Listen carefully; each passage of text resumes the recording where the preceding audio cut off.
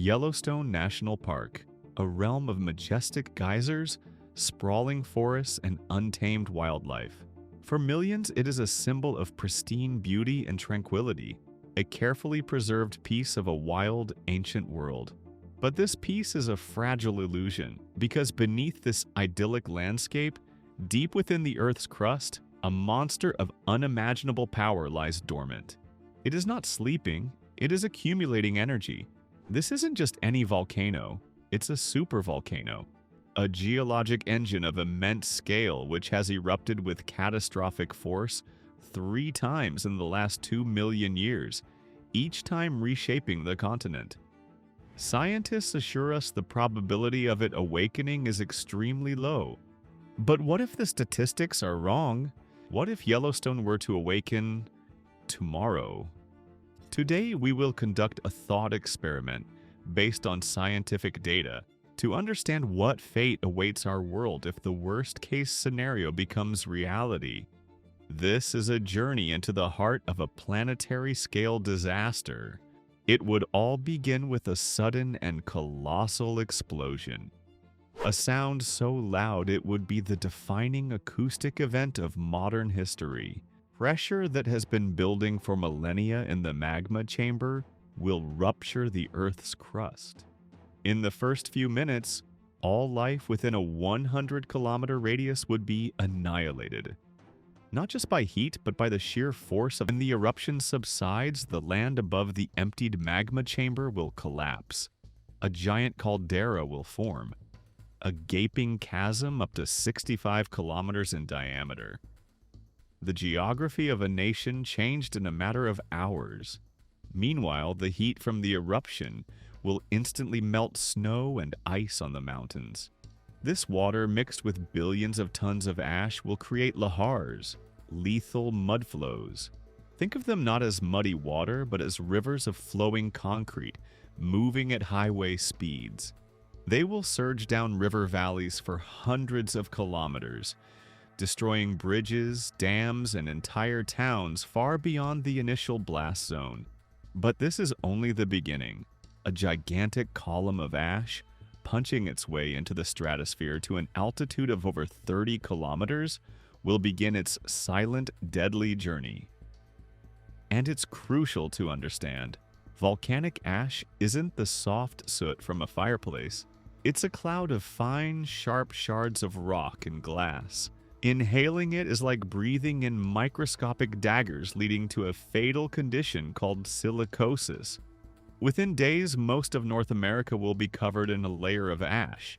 This triggers a cascade of failures across all critical infrastructure. First, the power grid. When wet, ash becomes conductive. It creates short circuits on power line insulators, causing a domino effect of blackouts that could plunge the entire continent into darkness. Over 550 airports would be closed. Jet engines would ingest the abrasive ash and fail, but ground transport would also halt. A thin layer of ash makes roads as slick as black ice. Railways would be buried, their signaling systems blocked. This is a modern world grinding to a complete halt, paralyzed by a thin layer of ancient rock. But the most terrifying consequences of Yellowstone would be felt by the entire planet.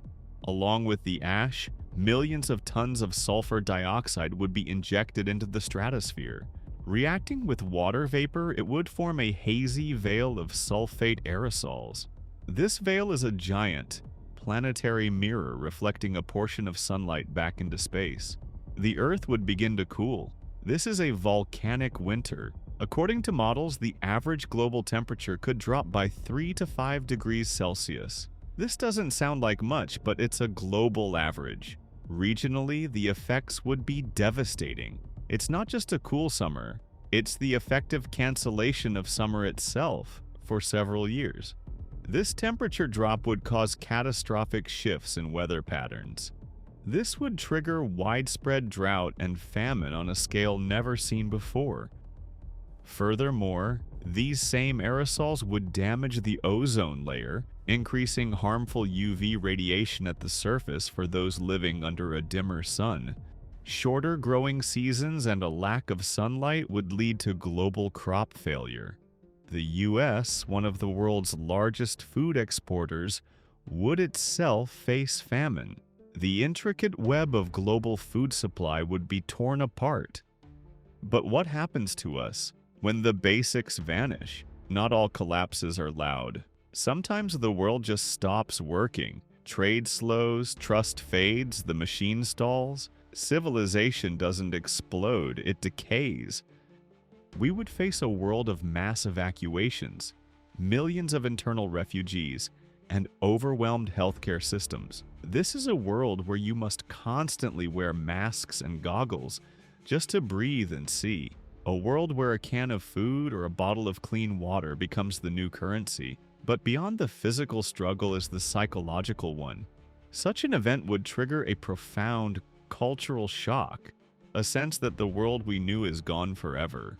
Mass panic and distrust in authority would become the norm, presenting a test of resilience for governments and international organizations, the likes of which humanity has never known. After all this horror, it's time to exhale. According to the most reliable scientific estimates, the probability of a Yellowstone supereruption in this century is less than 0.1%. Yellowstone is under constant surveillance. Thousands of sensors record the slightest ground tremors, temperature changes, and gas compositions, giving us the best possible chance to see a warning. So, why do we explore this?